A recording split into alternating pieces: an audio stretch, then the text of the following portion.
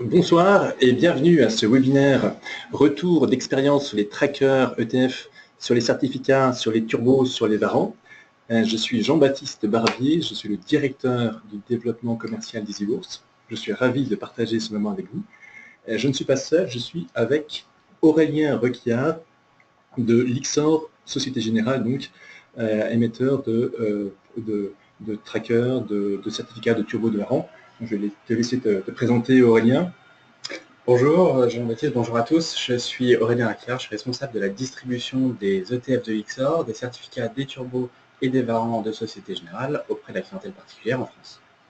Voilà, donc souvent on nous pose la question pourquoi vous, à la Banque Postale, vous mettez en avant Société Générale. Tout simplement parce qu'on a vocation à présenter à nos clients tous les produits du marché, et Lyxor Société Générale est un des principaux émetteurs à la fois en termes de trackers et de certificats turbo-varants. Donc l'idée, c'est de pouvoir vous accompagner sur ces produits pour que l'utilisation en soit plus simple et pour que vous en compreniez bien le fonctionnement. Alors, l'idée de ce webinaire est de donner suite à un webinaire qui avait lieu il y a 15 jours. On avait présenté globalement ces différents produits et on s'était dit on va se donner rendez-vous dans 15 jours pour voir un peu ce qui s'est passé, si vous avez passé des ordres. Alors je sais qu'il y a certainement parmi vous beaucoup qui n'avaient pas peut-être pu participer à ce webinaire. Donc rassurez-vous, on présentera quand même globalement les différents produits pour que tout le monde puisse bien comprendre. Alors, pour commencer, on a préparé un petit sondage, premièrement sur les trackers, donc je vais afficher. Voilà, ça nous permettra de mieux comprendre ce que vous avez pu faire et pouvoir ensuite mieux répondre à vos différents besoins. Donc voilà, donc premier sondage, en termes de passage d'ordre sur les trackers, la première solution, je n'ai pas encore débuté. J'ai commencé ces dernières semaines, justement peut-être grâce au dernier webinaire. J'en fais ponctuellement, donc j'en ai déjà fait, ou j'en fais régulièrement. Voilà, donc si vous avez un petit retour d'expérience, ça permettra ensuite qu'on réponde de manière plus précise à vos choses. Voilà, donc est-ce que vous avez tous pu répondre? Donc, voilà, donc je vais partager les résultats de ce premier sondage.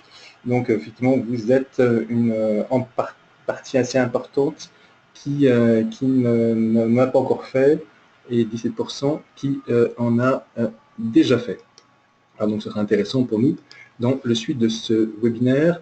Et on va également faire la même chose sur les produits de bourse, produits de bourse qu'on appelle les varants, les turbos, les certificats. Donc même principe concernant le passage d'ordre sur les certificats varants et turbos. Je n'ai pas de compte titre et je suis novice, donc je n'ai pas encore passé. J'ai un compte titre et je n'ai pas encore testé ces produits-là. J'ai fait un ou quelques essais récents. Voilà, je suis juste débutant. Quatrième possibilité, j'ai une pratique ponctuelle. Et cinquième possibilité, j'ai une pratique régulière. Voilà. Voilà, tout le monde a peut-être pu répondre. Merci en tout cas beaucoup de cette première participation. Je vais partager ces résultats avec vous. Donc là, on voit que vous êtes peut-être un peu plus à avoir déjà testé ces différents produits, mais vous êtes aussi nombreux, je dirais, à ne pas avoir encore testé. Voilà, donc on essaiera de répondre à tous ces différents besoins. Alors j'avais une petite précision technique. Vous voyez à droite sur mon écran, il y a une petite flèche orange. Si jamais, par exemple, vous perdez l'écran, le panneau de configuration qui vous permet de poser des questions, et bien vous pouvez retrouver cette petite flèche orange à droite de votre écran et ça fait réapparaître, je dirais, toute l'interface pour poser vos questions. Voilà, donc souvent nos participants perdent cette petite flèche ou ne la voient pas et n'arrivent plus à poser des questions. Donc voilà, donc ce point-là est résolu. Bien, donc on avait pas mal de questions qui se sont posées. Alors, peut-être qu'on va commencer tout simplement par faire un petit rappel, un rapide survol des différents produits sur les trackers, et au fur et à mesure, je prendrai toutes les questions qui ont déjà été posées et on y répondra de manière plus particulière. Voilà. Peut-être juste dire un mot sur les points communs entre tous ces produits-là. Sur tous ces produits-là, ils sont émis par des émetteurs. Donc, ce n'est pas EasyBourse ni la Banque Postale qui fabrique ces produits, c'est Lyxor, Commerzbank, Société Générale, BNP Paribas. Et nous, EasyBourse, on a vocation à proposer le maximum de ces produits-là. Autre élément, c'est EasyBourse, c'est les émetteurs qui en assurent la liquidité. Donc, c'est-à-dire que ces émetteurs sont présents dans le carnet de l'ordre et s'engagent à toujours être présents à la fois à l'achat et à la vente pour que vous puissiez toujours acheter et vendre ces produits. Et le dernier élément, c'est le cadre réglementé d'Euronext, à la différence des CFD, à la différence du Forex, à la différence des futurs. Donc, tout ça pour permettre un comportement très transparent sur ces produits-là. Alors, première partie, on va reprendre un petit peu quels sont les trackers. Alors déjà, on dit tracker et ETF. Oui, tracker ETF, ça signifie la même chose. Tracker, ça veut dire qu'on va traquer, on va répliquer, on va suivre la performance d'un indice. Et ETF, ça veut dire Exchange Traded Fund ou un fonds coté en bourse. Alors un tracker, ça sert à quoi? Eh bien, ça sert à reproduire les performances d'un indice sous-jacent. Les ETF ou les trackers rentrent dans la catégorie dite de gestion passive ou de fonds indiciels. C'est-à-dire qu'on va prendre un tracker sur le CAC 40 par exemple. C'est un fonds qui ne va pas chercher à surperformer le CAC 40, l'indice CAC 40, mais il va reproduire fidèlement et pas à pas les performances quotidiennes de cet indice. Alors, quel avantage? Eh bien, c'est que pour un investisseur particulier ou institutionnel d'ailleurs, au lieu de devoir acheter les 40 actions sous-jacentes de l'indice, c'est-à-dire de passer 40 ordres et de faire le suivi quotidien en termes de pondération, en termes d'opérations sur titre, eh bien, j'achète un ETF sur le CAC 40 et j'accède directement à l'ensemble du portefeuille des CAC 40, donc aux 40 valeurs sous-jacentes. Et tout ça avec une simplicité et une liquidité très importante. Pourquoi? Parce que l'ETF, et c'est ça une de ses caractéristiques principales, est coté en bourse comme une action. Ça veut dire que je peux l'acheter le matin et le revendre l'après-midi. Voilà, donc il existe plusieurs fournisseurs d'ETF. Alors, moi je travaille pour Société Générale qui détient Lyxor à 100%. Il en existe d'autres, Amundi, BlackRock avec la marque iShares, etc. Alors, quand on dit suivre un indice, on pense évidemment d'abord aux indices actions. J'ai cité le CAC 40 tout à l'heure. En réalité, il y a des milliers d'indices. Bien sûr, certains font figure de référence ou de benchmark.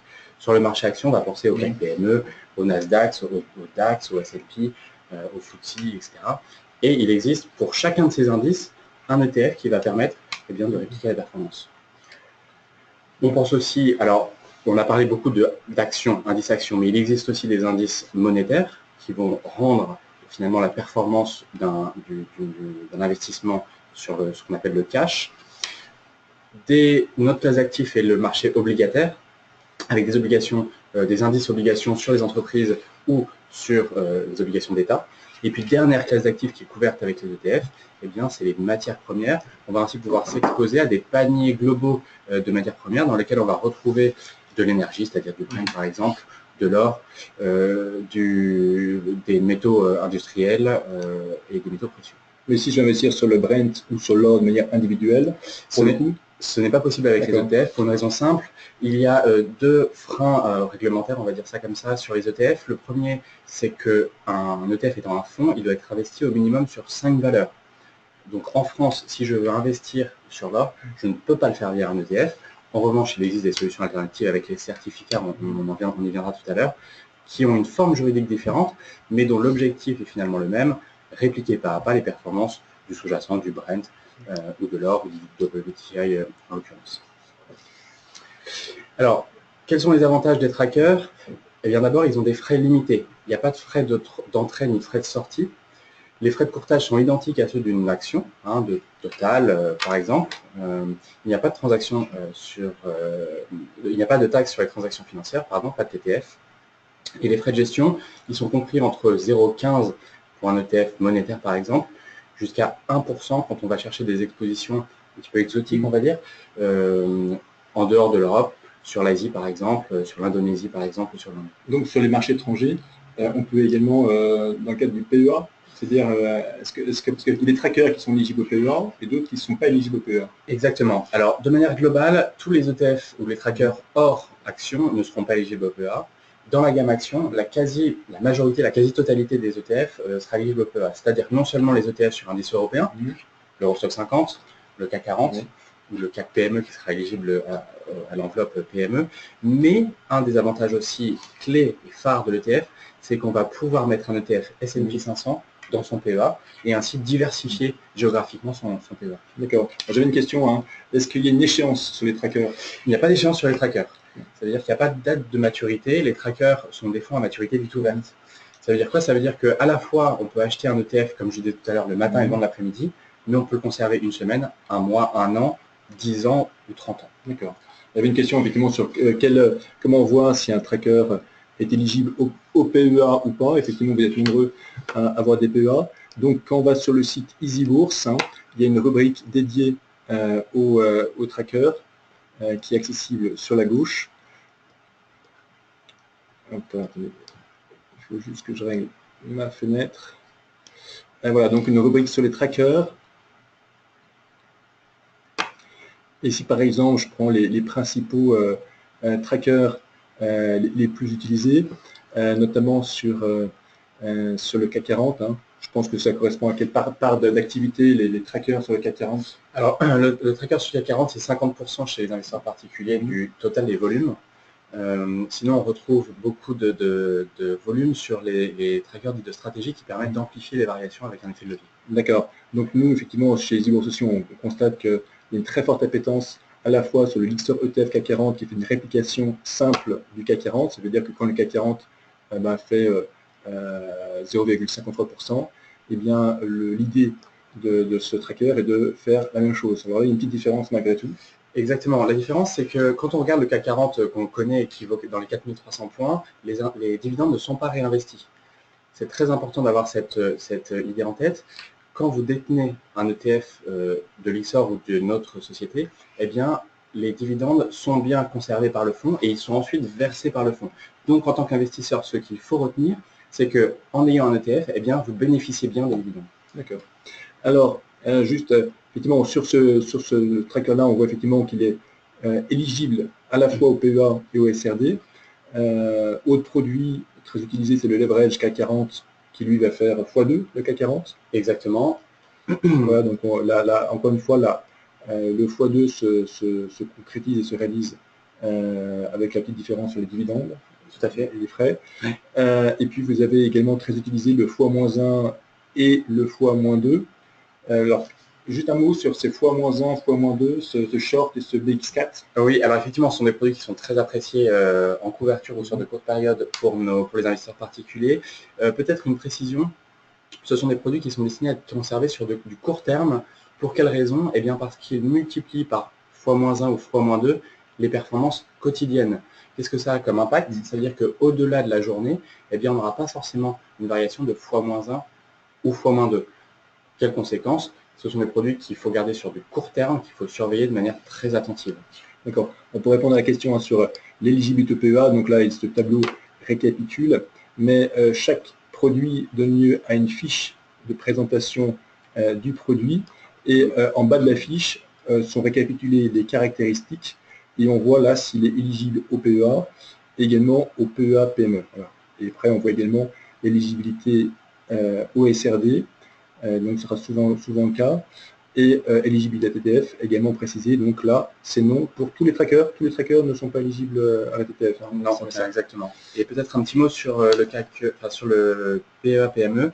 Il existe un ETF qui réplique un indice créé par Euronext qui est le CAC PME et donc qui est éligible à cette enveloppe fiscale. D'accord. Alors il y a un moteur de recherche qui permet justement de pouvoir faire une recherche simple et une recherche avancée, peut-être qu'il y a un peu plus, il y a plus de possibilités, où effectivement vous pouvez chercher par exemple tous les trackers éligibles par exemple au PEA ou ceux éligibles au PEA PME. Effectivement là par exemple, là je pense que vous devez en trouver, alors il ne doit pas y en avoir énormément, mais il doit y en avoir quand même plusieurs sur le marché. Donc, il y a notamment le Lixor U6 ETF PEA PME qui lui va répliquer donc, cet indice dédié au PME et est éligible au PEA et également au PEA PME. Tout à fait. On va le vérifier. Oui et oui, on a gagné. Voilà. Donc, alors, où trouve-t-on la caractéristique du x-2 ou du x-1? C'est une question qui vient d'arriver. Eh bien, le x-2, x-1, notamment accessible directement via le petit tableau qui vous met les plus traités d'Ixor. Donc le x-1, c'est le short CAC 40, le x-2, c'est le BX4.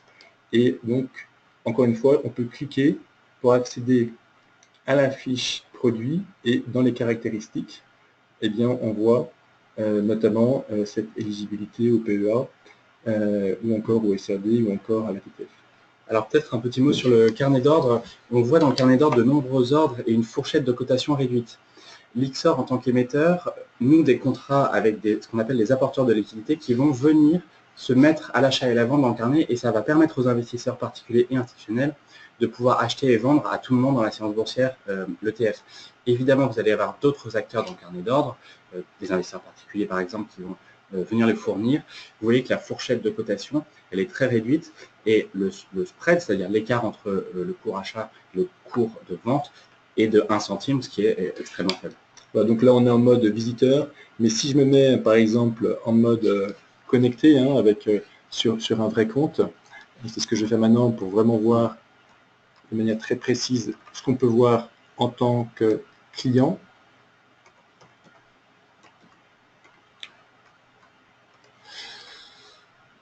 Voilà, donc je me mets sur un compte de test. Donc j'accède à ce compte-là.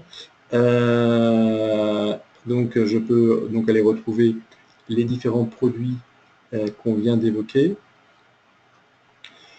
Et puis sur ces produits-là, si par exemple je veux passer un ordre sur le leverage CAC 40, celui qui va faire x2 la performance quotidienne du CAC 40, j'ai qu'à cocher acheter, j'ai ma fiche de passage d'ordre avec le carnet d'ordre, donc je vois effectivement que là sur ces produits-là, le carnet d'ordre est très fourni.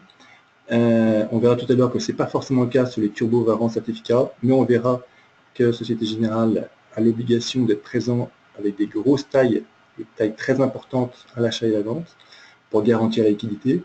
Et si je veux passer un ordre sur les trackers, c'est comme sur une action, j'ai les mêmes typologies de passage d'ordre, donc à cours limité, au marché, à seuil de déclenchement, qui est chez nous l'équivalent du stop loss, à plage de déclenchement pour encadrer. Voilà. Et l'ordre, il y avait une question qui était posée, est-ce que la vente d'un tracker est immédiate? C'est comme une action, si vous passez un ordre au marché sur un tracker et que vous êtes en période d'ouverture de la bourse, votre ordre est immédiat. Si vous le passez à cours limité, un achat à cours limité en positionnant un seuil au-dessus, eh bien l'achat sera immédiat. Donc il n'y a pas de différence notable sur le passage d'ordre avec les actions. Et les frais, en tout cas les frais de courtage, sont les mêmes. C'est-à-dire que vous passez un ordre de 2000 € sur un tracker ou sur un varant ou sur un turbo. Et les frais de courtage s'appliqueront comme si vous aviez passé un ordre de 2000 € sur une valeur Euronext, donc une valeur comme Total ou Renault. Peut-être qu'on va avancer un peu plus rapidement maintenant sur ce tracker pour garder du temps sur les varants turbo certificats. On a vu qu'il y avait beaucoup de participants qui étaient plutôt actifs sur ces produits-là.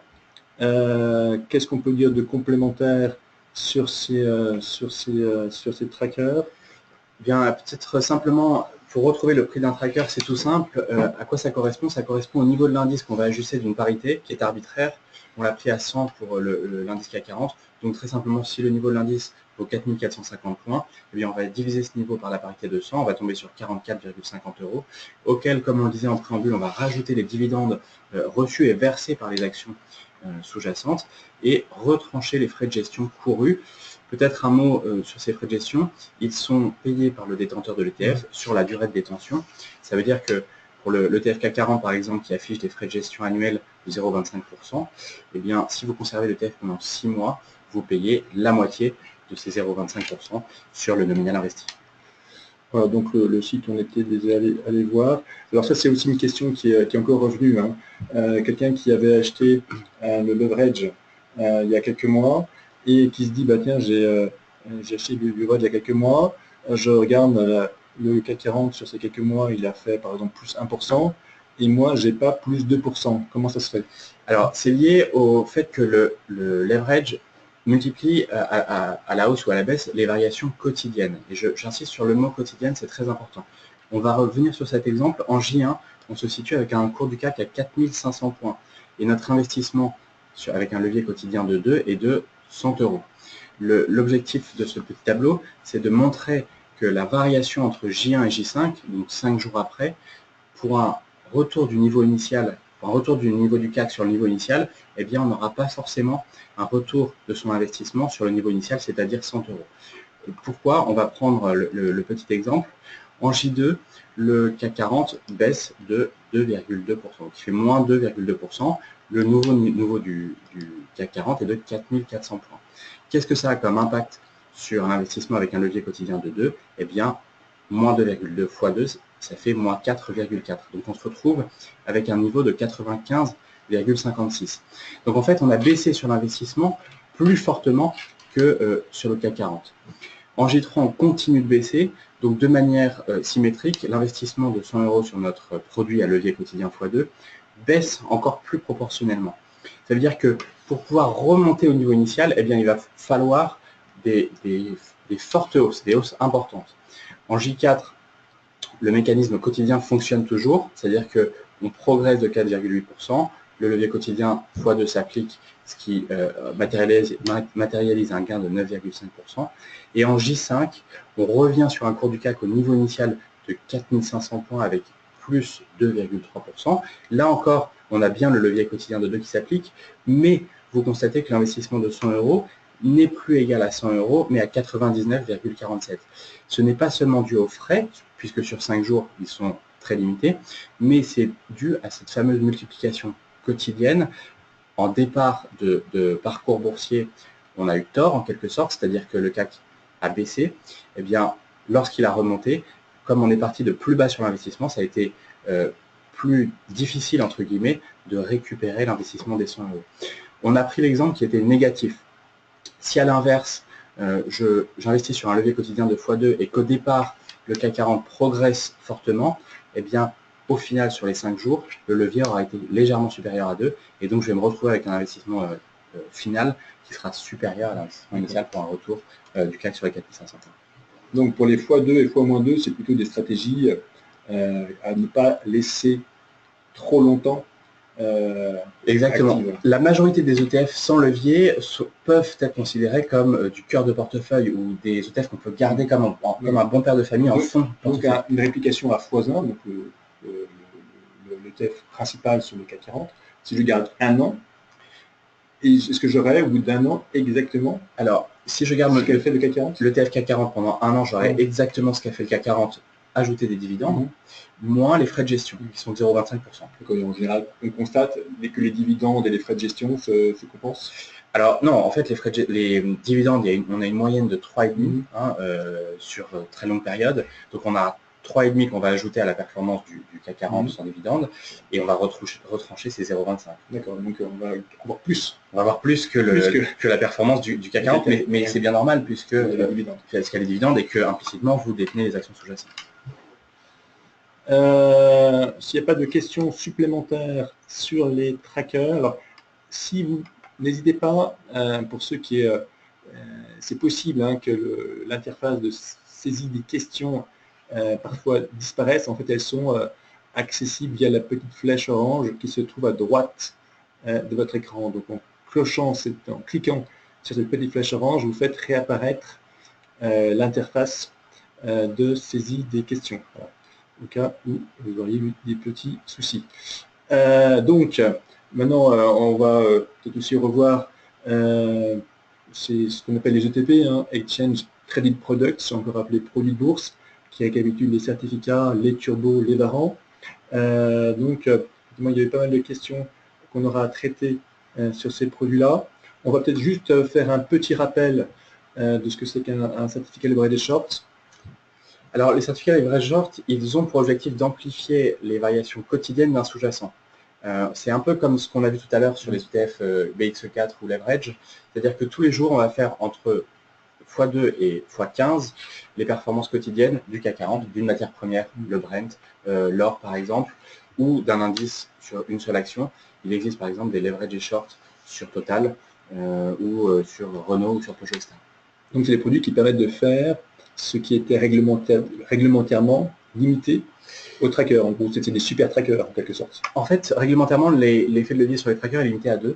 Avec les certificats, on peut aller jusqu'à 15 et sur le CAC 40 en tout cas, point important, l'effet de levier est fixe, c'est-à-dire que tous les jours, vous aurez la performance multipliée par l'effet de levier indiqué entre 2 et 15. D'accord.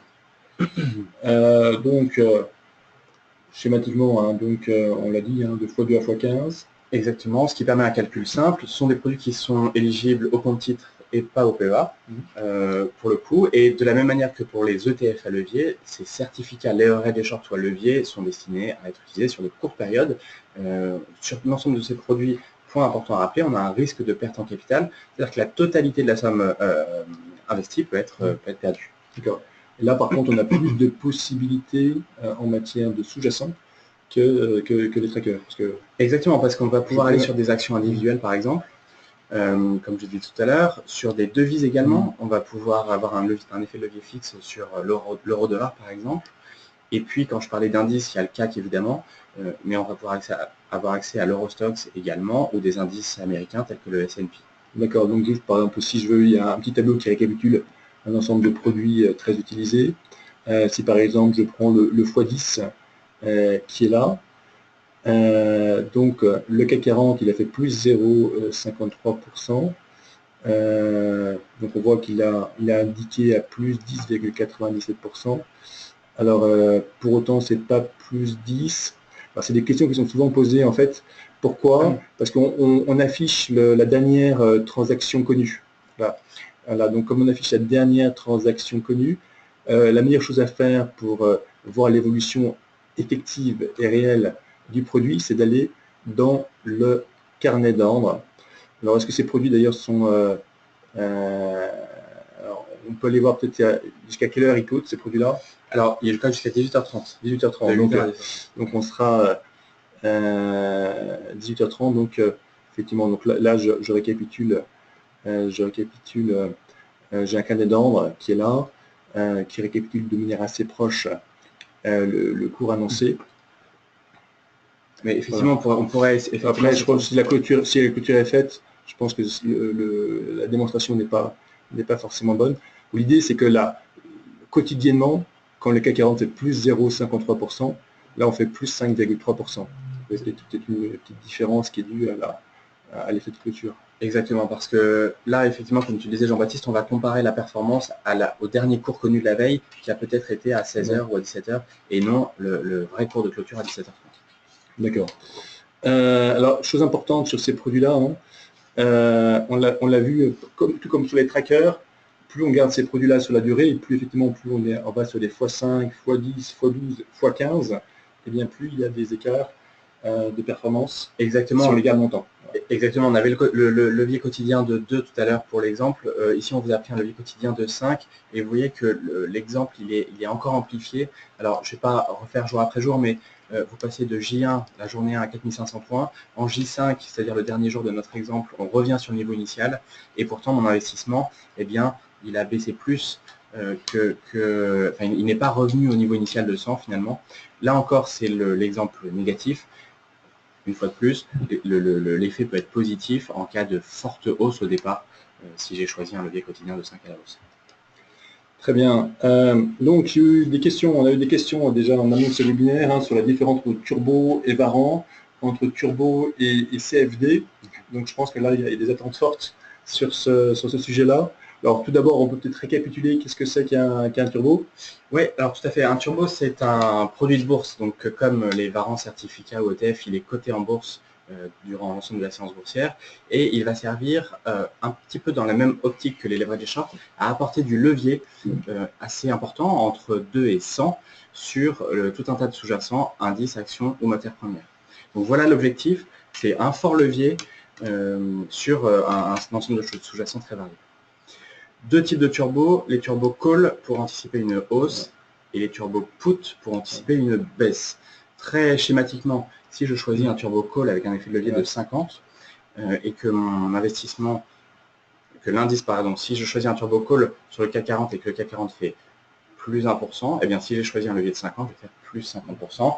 Ça joue à la hausse, mais évidemment aussi à la baisse, c'est-à-dire que si j'ai un turbo call avec un effet de levier de 50 sur le CAC et que le CAC fait moins 1%, eh bien, je vais perdre 50% de mon investissement. Alors, peut-être un petit scénario pour vous montrer comment ça fonctionne. Le fonctionnement des turbos, au départ, j'ai le choix d'investir sur une action à hauteur de 100 euros. C'est ce qu'on a pris. Si l'action progresse de 20%, eh bien, mon investissement sera de 120 euros. J'aurai donc réalisé plus 20%. Dans le turbo, on a ce qu'on appelle un niveau de financement. Et l'investisseur ne va finalement acheter qu'une seule fraction de l'action.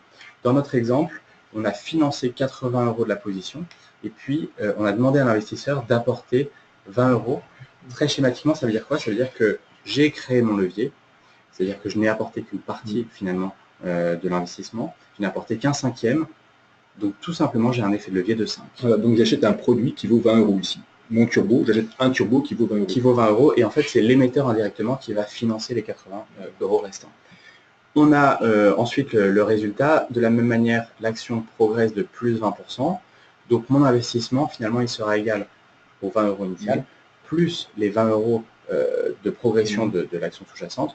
Donc finalement, je vais me retrouver avec 40 euros, c'est-à-dire que j'aurais fait x2 sur l'investissement. Voilà comment fonctionne le turbo avec ce fameux niveau de financement qui va vous permettre de multiplier les performances du sous-jacent. Peut-être à l'inverse, on peut donner l'exemple, si l'action sous-jacente a fait moins 20%, eh bien le niveau de l'action sera de 80 euros. À ce moment-là, j'aurais perdu 20 euros, c'est-à-dire la totalité de mon investissement. Effectivement, c'est la barrière. En fait, si jamais l'action touche les 80 euros, ne serait-ce que quelques secondes, sur la durée où je possède le produit, et ben, le produit est désactivé et donc mon investissement est perdu. C'est ça, notamment la grande différence par rapport aux Varan. Les Varan, ça peut fortement baisser et remonter. J'ai pas d'impact. Les turbos, si ça baisse fortement et que ça touche la barrière, eh bien, je peux me retrouver coincé, même si ça remonte très fortement juste après. Exactement. Alors cette barrière, à l'origine, elle a pour effet de protéger l'investisseur pour pas perdre plus que l'investissement initial. Si on reprend notre exemple, si l'action fait moins 30%, eh bien moi, je ne vais pas perdre 30 euros, je vais perdre simplement les 20 euros investis initial. D'accord, donc il y a protection d'investisseurs. Et je pense que s'il y a eu un tel succès des turbos depuis 7-8 ans, effectivement, qui ont largement, je dirais, phagocyté ce qui pouvait se faire sur les Varan, quel était l'avantage concret qu'ont eu les investisseurs à passer massivement des Varans vers les turbos? Eh bien, alors, les Varans représentent quand même une part relativement importante aujourd'hui des volumes, mais les turbos ont eu un succès fou. Un succès tel parce que de leur simplicité, en fait. C'est facile à calculer un turbo, c'est transparent, et voilà, je crois que c'est ça vraiment qui a... Et puis avec cette barrière d'événement, je crois que c'est ça qui a plu aux investisseurs. D'accord. Alors, effectivement, effectivement, pour moi, les Varans, effectivement, connaître le cours, prévoir, anticiper le cours d'un Varan, c'est utiliser une formule de Black-Scholes pour les financiers. On la verra tout à l'heure, c'est une formule qui peut paraître un peu compliquée parce qu'elle fait appel à des lettres grecques, alors que sur le turbo, on va essayer de prendre un exemple très concret, hein, sans formule ni rien. Eh bien, par exemple, un turbo sur le CAC 40, eh bien, on a pris cet exemple-là, par exemple, I247S, hein, qui a une barrière désactivante, j'affiche bien, à 3825, et donc qui cote, quand le CAC 40 est à 4400, hein, c'est ce qu'on voit en gris là, le turbo cote 5 euros. Et on voit que quand le CAC 40 sera 4500, donc en gris ici, eh bien mon produit, mon turbo sera 6 euros. Et donc quand le CAC 40 prend 100 points, mon produit prend 1 euro. Et donc c'est ce calcul très simple qui s'applique sur les turbos sur le CAC 40. Effectivement, on sait que chaque fois que le CAC 40 prend 100 points, mon produit prend 1 euro. Effectivement, si le CAC 40 perd 100 points, je perds 1 euro. Et donc c'est une façon finalement très simple et très intuitive de dire, de se fixer des objectifs ou des seuils et de savoir exactement combien on va gagner avec son turbo. Exactement, tout à fait. Voilà. Alors que peut-être que comprendre exactement combien on va gagner sur un varan est peut-être un peu plus compliqué. Bon, ça, ça peut être un élément de différenciation entre les deux. Voilà, donc la compréhension de ces gains possibles et de organiser, schématiser ces stratégies et ces scénarios sur les turbos est une chose qui est plutôt simple. Alors, pour donner un élément un peu plus technique, hein, sur comment on se calcule, on a vu que quand le CAC 40 montait de 100 points, en gros, je prenais 1 euro sur mon turbo.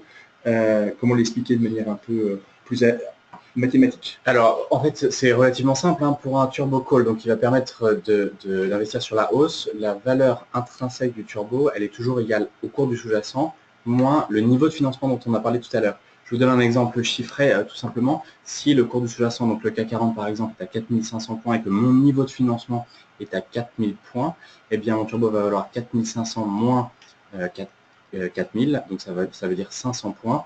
On va ajuster de la parité, c'est un ajustement technique, elle est en général égale à 100, c'est-à-dire que mon turbo va valoir 5 euros. On va ajouter une prime de gap qui permet d'éviter la désactivation en cours au-delà de la journée, c'est-à-dire quand la bourse est fermée. Et puis, il y a un impact des dividendes et des taux d'intérêt, mais qui est relativement faible. Alors j'ai une question qui vient d'être posée, hein. Alors, ce qui revient sur les certificats leverage et short. Le CAC monte de 10%, puis redescend à son niveau initial sur une courte période. Le certificat x5 va-t-il revenir à son niveau initial ou rester légèrement positif? Eh bien, en fait, quand on a pris un leverage sur le CAC 40 par exemple, et qu'au départ, les performances vont dans le sens qu'on a anticipé, et qu'ensuite il y a un retour sur le niveau initial, eh bien à ce moment-là, le niveau de son investissement, il va être un petit peu supérieur. Ça, c'est l'effet favorable. Mais attention, il y a l'effet inverse qui peut être favorable si, dès le départ, eh bien, notre scénario se réalisera. Mais surtout, si je me trompe, c'est-à-dire que tout ce qui va se passer au sein de la journée, c'est-à-dire que si au sein de la journée, il y a du moins 10%, puis ça remonte à plus 10%, finalement, il n'y aura eu aucun impact parce qu'on regarde que les variations quotidiennes. Donc tout ce qui peut se passer en cours de journée, finalement, si on ne sort pas de sa position en cours de journée, n'impacte pas. Oui, oui, à la différence près qu'il y a quand même des seuils de sécurité.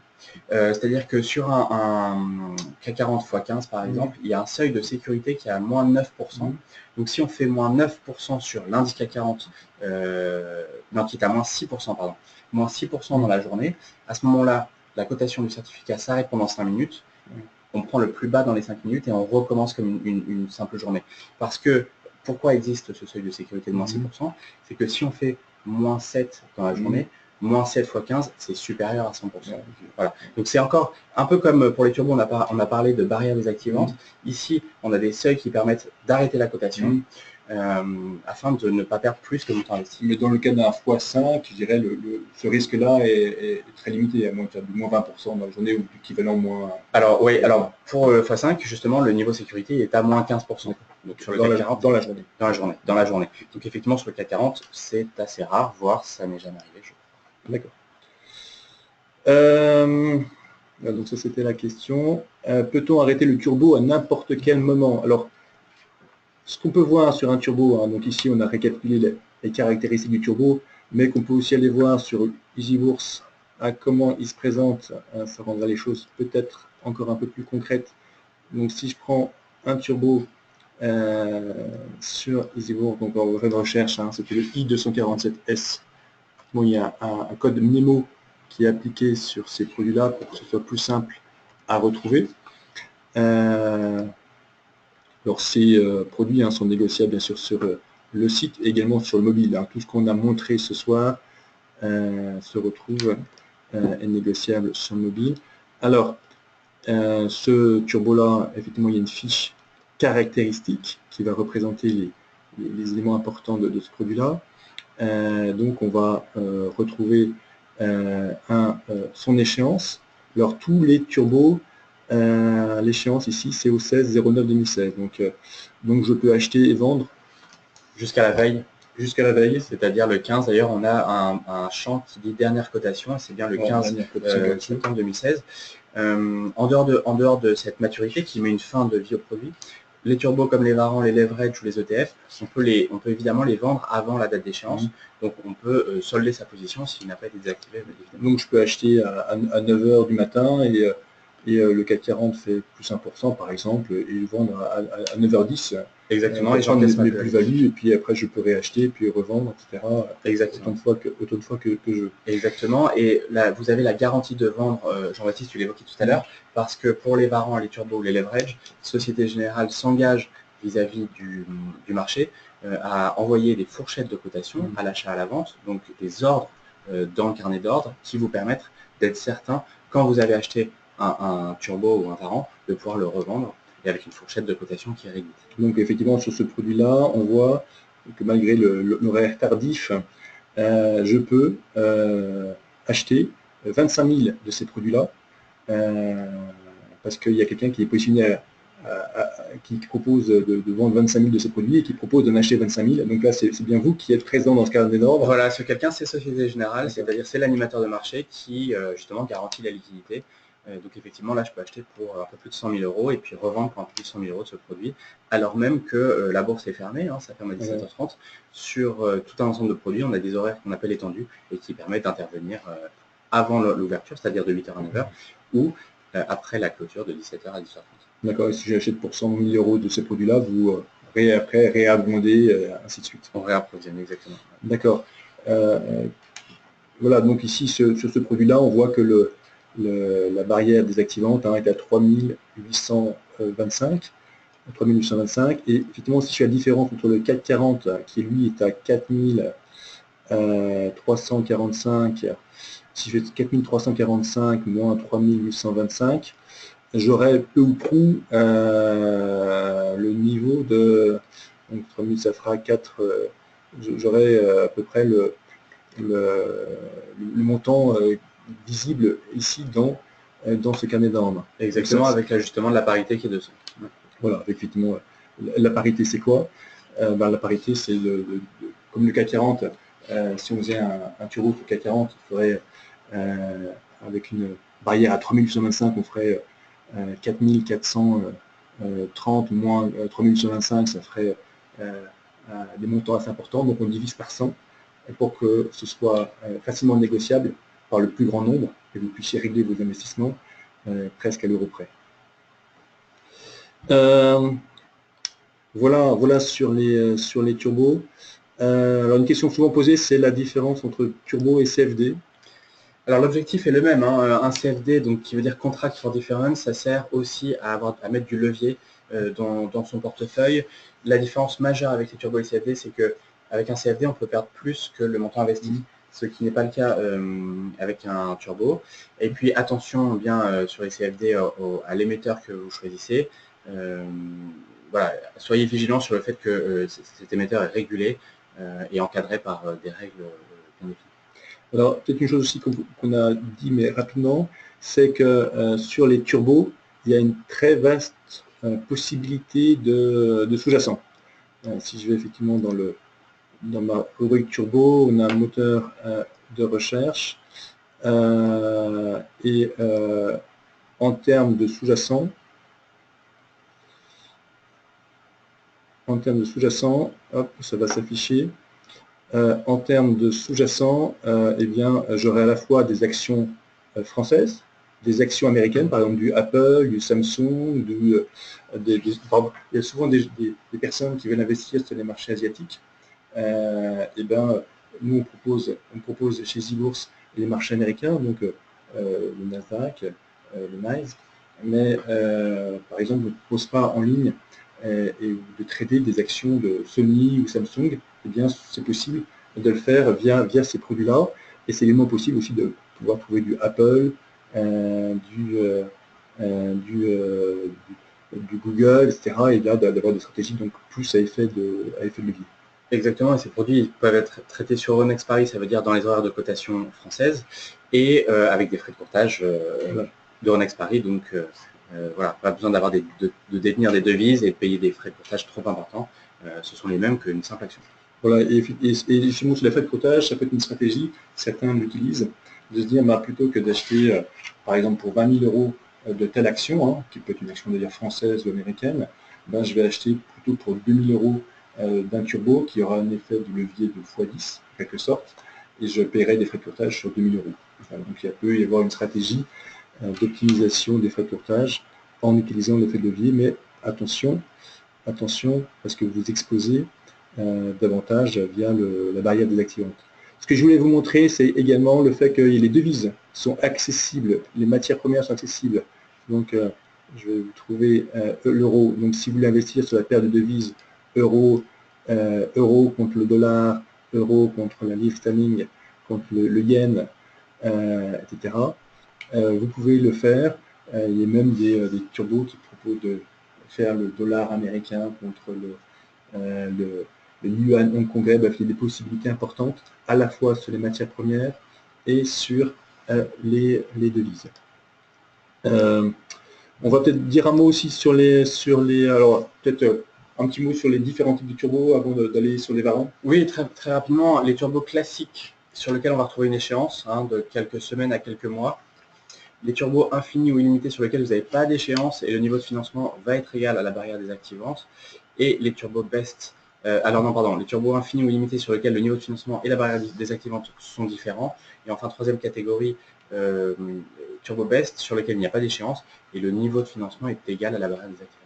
Alors, une question sur la taxation. Comment sont taxées les plus-values sur les turbos liées à des valeurs françaises ou étrangères? Déjà, est-ce qu'il y a une différence entre turbo, valeur française, valeur étrangère? Valeur étrangère, valeur française, indice ou matière première, pas de différence. La taxation donc, dans le compte titre, c'est la même que celle sur les valeurs mobilières classiques, c'est-à-dire elles sont taxées au barème progressif de l'impôt sur le revenu.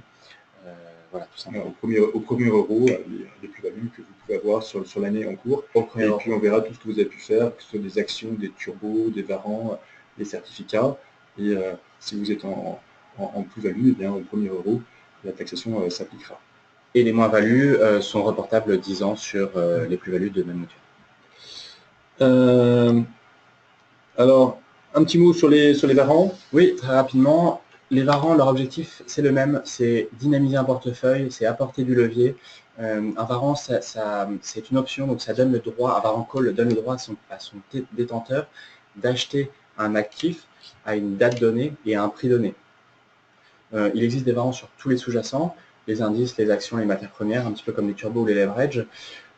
Tu disais tout à l'heure, Jean-Baptiste, un varant est un petit peu plus technique qu'un turbo puisqu'il intègre plus de caractéristiques, notamment le temps et la volatilité. Quand on achète un varant, en fait, on va chercher une augmentation de la volatilité dans le marché, ce qui va permettre d'apprécier la valeur du varant. Avantage par rapport au turbo, et tu le disais tout à l'heure, il n'existe pas de barrière désactivante. Ça veut dire qu'on peut garder son varant jusqu'à la maturité, il y a des maturités sur les varants, sans risquer d'être désactivé. En revanche, évidemment, le varant peut valoir 0 si le scénario c'est pas réalisé. Donc peut-être un petit exemple. Oui, petit schéma sur les varants. Supposons que l'action A vous intéresse. Aujourd'hui, le 23 mars, on est le 4 avril, j'ai oublié d'actualiser. Voilà, on est aujourd'hui et je me dis que l'action A, elle a une capacité d'évolution. Alors, c'est quoi un varant? C'est le droit d'acheter 10 euros l'action A à la date de maturité. Voilà, donc, l'action A elle vaut 10 € aujourd'hui, et je me dis, sont proposés sur EasyBourse la capacité d'acheter 10 € l'action à la date de maturité.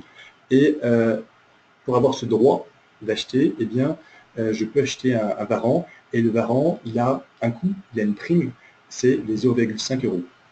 Donc je peux acheter par exemple 100 varans pour 50 €, et donc j'aurai le droit, à la date de maturité, qui ici est indiqué au 30 juin, eh ben, d'acheter 100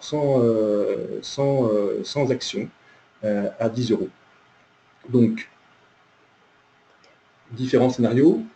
Si au 30 juin, eh bien, l'action A vaut 9 €, donc moi j'ai le droit d'acheter des actions A 10 € alors qu'elles valent 9 €, il n'y a pas d'intérêt, donc j'ai perdu mon investissement, c'est-à-dire que les 50 € que j'ai payé pour avoir les 100 varans call, eh bien, ils valent 0.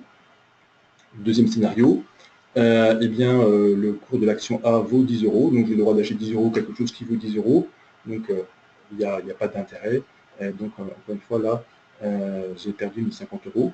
Troisième scénario, qui est le scénario favorable, eh bien, le cours de l'action A est passé à 11 € à la date d'échéance, et donc mon produit, mon varan, il va valoir, je vais pouvoir acheter 10 € quelque chose qui vaut 11 €, donc j'ai une plus-value de 1 € par varan, j'avais acheté 0,5 € chaque varan, et bien donc j'ai une plus-value de 0,5 par varan, donc j'ai fait plus 100% sur mon investissement. Voilà le schéma du varan. Alors bien sûr, ce qui est important de comprendre, c'est qu'ici on parle d'une date d'échéance, mais j'ai le droit d'acheter et de vendre mon varan à tout moment, c'est-à-dire que je peux l'acheter le premier jour à 9 h du matin et le revendre à 10 h du matin le premier jour, etc. Et quel que soit ce qui se passe, c'est-à-dire que même s'il y a des grosses variations à la baisse, eh bien là, je n'ai pas de barrière désactivante, ce qui fait que effectivement c'est un point très intéressant par rapport au turbo. Alors, élément complémentaire, le cours du varan va évoluer au cours du temps, pour que vous puissiez toujours l'acheter et le vendre. Ce cours du varan, il est calculé mathématiquement, c'est-à-dire que c'est pas Non, il est calculé tout à fait mathématiquement. Il va varier effectivement en fonction du cours sous-jacent, en fonction de la valeur temps qu'on appelle aussi le θ. Ça veut dire qu'à chaque jour qui passe, le varan va perdre un petit peu de valeur. Et en fonction de la volatilité qu'on appelle, c'est une lettre grecque, le véga, en cas de hausse de la volatilité, eh bien, ça va avoir un impact positif sur la valeur du varan, sur la prime. Et en cas de baisse de volatilité, eh bien, l'impact au contraire sera négatif. Peut-être un mot sur le delta, qui est l'indicateur de sensibilité du prix du varan à son sous-jacent. On conseille en général à nos clients, à nos investisseurs, de choisir des deltas entre 30% et 60% pour un call. Pourquoi? Parce que en cas de delta supérieur, c'est-à-dire proche de 100%, eh bien, la variation du prix du varan va être trop proche de celle du sous-jacent. Et à l'inverse, avec un delta de faible, c'est-à-dire proche de 0, eh bien, on va avoir peu de réactivité du prix du varan par rapport aux variations du sous-jacent. D'accord. Alors j'avais une petite question supplémentaire. Le stop loss est-il le moyen de se protéger d'une barrière désactivante? Donc là, c'est une question qui revient au turbo. Pour éviter une barrière désactivante? Eh bien, oui, pourquoi pas. En fait, la barrière désactivante, c'est un stop loss en fait, de nature sur le produit. Mais si on se dit sur l'investissement d'un turbo, eh bien, je n'ai pas envie de perdre plus que 50% de la somme initialement investie, eh bien, tout à fait, on peut utiliser un ordre de stop loss disponible sur EasyBourse et se protéger un petit peu d'une double manière, d'une partie sur l'ordre et d'autres parties sur la fameuse barrière désactivante. D'ailleurs, tous les turbos n'ont pas une barrière désactivante qui désactive avec une équivalence du produit à zéro. C'est-à-dire qu'il y a des produits qui désactivent alors que le produit vaut encore un petit peu, et donc il y a un remboursement qui se fait. Et tout à fait. Il y a un petit remboursement qui fait une valeur résiduelle qui est calculée par l'émetteur et qui est ensuite reversée automatiquement sur le compte du client. Donc sachez effectivement que si vous êtes sur EasyBourse, comme tout chez nos confrères, si effectivement il y a un produit qui est désactivé en cours de route et qu'il y a une valeur résiduelle, donc cette valeur résiduelle vous sera remboursé sur le compte espèce de votre compte titre.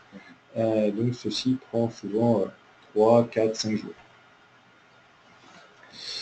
Alors j'avais aussi quelques questions sur les critères d'achat. Moi, investisseur, qu'est-ce qui va me porter à investir plutôt sur les trackers, sur les turbos, les varans, les certificats leverage short, voilà. Quelle approche je dois avoir par rapport à ces différents produits-là? Eh bien, ma première approche, c'est un horizon de temps. Est-ce que je veux investir sur du court terme ou sur du long terme? Ensuite, deuxième question à se poser, c'est est-ce que je veux mettre du levier dans mon portefeuille? Est-ce que je suis prêt à prendre des risques, c'est-à-dire anticiper un gain important, et inversement, est-ce que je suis prêt à perdre une partie de mon portefeuille? Et ensuite, troisième question, sur quel type de sous-jacent je veux porter mon investissement? Est-ce que je connais bien les actions? Est-ce que je préfère aller sur un investissement diversifié type indice? Donc, une fois qu'on a répondu à ces questions, horizon de temps, levier, c'est-à-dire le risque qu'on est prêt à prendre, et ensuite sous-jacent, eh bien, on va pouvoir aller choisir un ETF, un Varant, un Turbo. De manière générale, et je le disais un petit peu tout à l'heure, les ETF, on va pouvoir les conserver de manière assez longue en portefeuille, puisqu'il n'y a pas de maturité. Les Varants, les leverage et les turbos sont des produits à levier, et on conseille de ne pas en mettre plus de 5 à 10% dans son portefeuille. Donc, ce qu'on peut faire, en fait, de manière assez générale, c'est prendre des ETF dans le cœur de son portefeuille, à hauteur de 70-80%, ce qui va nous donner la performance du marché, du CAC 40 par exemple, ou du MSCI World. Et puis autour, on va revenir ajouter des satellites qui vont dynamiser la performance, c'est-à-dire des Varants, des turbos, qui vont amplifier et essayer de battre justement cet indice CAC 40 ou S&P. Donc, vous avez compris que sur ces produits, vous pouvez perdre une partie de votre capital, mais vous ne pouvez pas perdre plus que votre capital investi. Une chose que je voulais vous dire de manière importante, c'est que dans le cadre du partenariat avec Société Générale, sur les mois de mars et également avril, donc jusqu'au 30 avril, vous avez encore un mois, il y a une opération qu'on appelle ordre remboursé qui vous permet de tester ces produits-là, je dirais dans les meilleures conditions. C'est-à-dire que pour les autres, vous allez passer sur les certificats leverage short, sur les Varants, sur les turbos, eh bien, nous allons vous rembourser vos frais de courtage. Donc vous pourrez passer jusqu'à 50 ordres sur le mois d'avril sur ces produits-là. Alors des ordres compris, dont le montant sera compris entre 200 et 10 000 euros, et en fonction de votre formule, donc ça générera des frais de courtage, et ces frais de courtage vous seront remboursés sur le courant du mois de mai. Voilà, donc ces frais de courtage vous seront facturés au mois d'avril au fur et à mesure. Au mois de mai, on fera le bilan de ce que vous avez pu faire. On verra que vous avez passé par exemple 15 ordres et que le total de ces ordres se monte en frais de courtage à 90 euros. Et bien c'est 90 euros qu'on vous remboursera, je dirais, sur la troisième semaine du mois de mai. On a peut-être le temps d'une dernière question. Sur le delta d'un Varant. Alors, outre le site EasyBourse, vous avez aussi le site sgbourse.fr qui permet de retrouver tous ces produits de manière encore plus détaillée, encore plus complète. Effectivement, EasyBourse, nous on incite toujours avant d'acheter un de ces produits qui, c'est vrai, ont une certaine technicité, eh bien, c'est toujours intéressant, complémentairement à EasyBourse, eh bien, pourquoi pas d'aller sur le site de l'émetteur, pour voir des ressources complémentaires. Il y a des simulateurs, il y a des pricers, il y a des cours supplémentaires, il y a voilà, tout un ensemble de choses qui peuvent aussi vous aider dans la compréhension de ces produits-là. Tout à fait. Société Générale Bourse, donc sgbourse.fr, comme tu le disais, sur lequel on retrouve le delta, entre autres, et effectivement, des outils et de la pédagogie sur l'ensemble des produits. Nous espérons qu'on a répondu à vos attentes. Je n'ai pas l'impression qu'il y ait plus de questions. Donc la promotion concerne bien les produits Société Générale. Effectivement, sur les Turbo Varant certificats sur le mois d'avril. Si vous passez un ordre sur un Turbo Commerzbank ou un Varant City, ce ne sera pas remboursé. C'est uniquement des produits Société Générale. Et ce sera maintenant possible que sur le mois d'avril, donc jusqu'au je crois que c'est le 29 avril, qui est le dernier jour ouvré de bourse possible. Donc encore une fois, merci pour votre participation. Merci à tous ceux qui ont posé des questions, qui nous ont permis de rendre ce webinaire, je dirais, peut-être encore plus animé et certainement plus proche de vos besoins. Je rappelle juste le service commercial pour ceux qui s'intéressent à nos services, qui veulent en savoir plus sur ce qu'on peut leur proposer. Le service client si vous avez des questions très précises, particulières sur un trade que vous avez fait, n'hésitez pas à le contacter par email, par téléphone. Votre serviteur est également toujours disponible. Je remercie chaleureusement Aurélien qui a apporté un éclairage technique très, très pro sur tous ces produits-là.